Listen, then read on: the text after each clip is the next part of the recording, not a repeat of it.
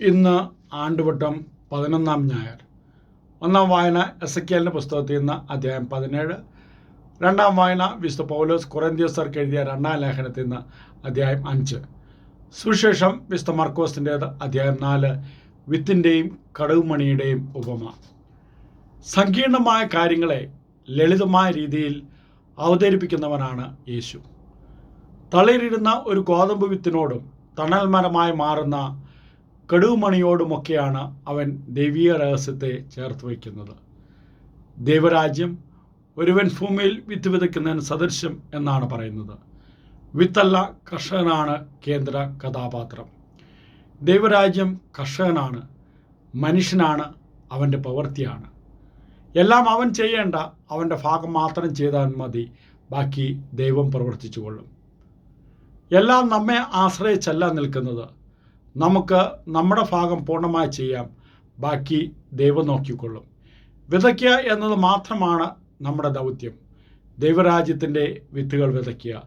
ഓർക്കുക, നമ്മളാരും മറ്റുള്ളവരുടെ ജീവിതത്തിൻ്റെ ഉടമകളല്ല. അവരിലേക്ക് നന്മയുടെ വിത്തുകൾ വിതയ്ക്കുക, എന്നിട്ട് ശാന്തതയോടെ വിശ്വാസ ജീവിതം നയിക്കുക. ഒന്നും അവരിൽ നിന്ന് പ്രതീക്ഷിക്കേണ്ട, ബാക്കി ദൈവം നോക്കിക്കൊള്ളും. ദൈവത്തെക്കുറിച്ചുള്ളതെല്ലാം തുടക്കത്തിൽ ചെറുതായിരിക്കും. അതിന് ഇത്തിരി ഇടം നൽകിയാൽ മാത്രം മതി. ഒന്ന് വളരാൻ അനുവദിച്ചാൽ മതി. അത് പതിയെ നമുക്കൊരു തണൽ മരമായി മാറും. ഒരു ദൈവിക വിത്ത് നമ്മുടെ ഉള്ളിൻ്റെ ഉള്ളിലുണ്ട്. കടുകുമണി പോലെ ചെറുതാണത്. ഒന്ന് വളരാൻ അനുവദിച്ചാൽ മതി. വിശ്വാസത്തിൻ്റെ വിത്ത് നമ്മിൽ ദൈവം പാകിയിട്ടുണ്ട്. ലോകത്തെ സ്നേഹം കൊണ്ട് പൊതിയാൻ നമ്മുടെ വിശ്വാസം കൊണ്ട് നമുക്ക് സാധിക്കും. ഒരേ ഒരു കാര്യമാണ് സുവിശേഷം നമ്മളോട് ആവശ്യപ്പെടുന്നത്: ദൈവരാജ്യത്തിൻ്റെ വിത്തുകൾ വിതയ്ക്കുക, ബാക്കി ദൈവം നോക്കിക്കൊള്ളും. എല്ലാ കാര്യങ്ങളുടെയും നിയന്ത്രണം നമ്മുടെ കരങ്ങളിൽ വേണമെന്ന് ആഗ്രഹിക്കേണ്ട.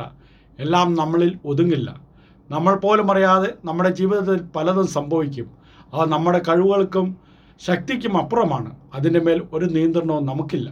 ഒരു കർഷകനെ പോലെ ആത്മവിശ്വാസത്തോടെയും വിശ്വാസത്തോടെയും കാത്തിരിക്കുവാൻ മാത്രമേ നമുക്ക് സാധിക്കൂ. കാരണം വിതയ്ക്കുന്നത് നമ്മളാണെങ്കിലും വളർത്തുന്നത് ദൈവമാണ്. നമ്മുടെ കർത്താവ് ശിംശായുടെ കൃപയും പിതാവായ ദൈവത്തിൻ്റെ സ്നേഹവും പരിശുദ്ധാത്മാവിന്റെ സഹവാസവും നാം എല്ലാവരിലും ഉണ്ടാകട്ടെ, ഇപ്പോഴും എപ്പോഴും എന്നേക്കും. ആമേൻ.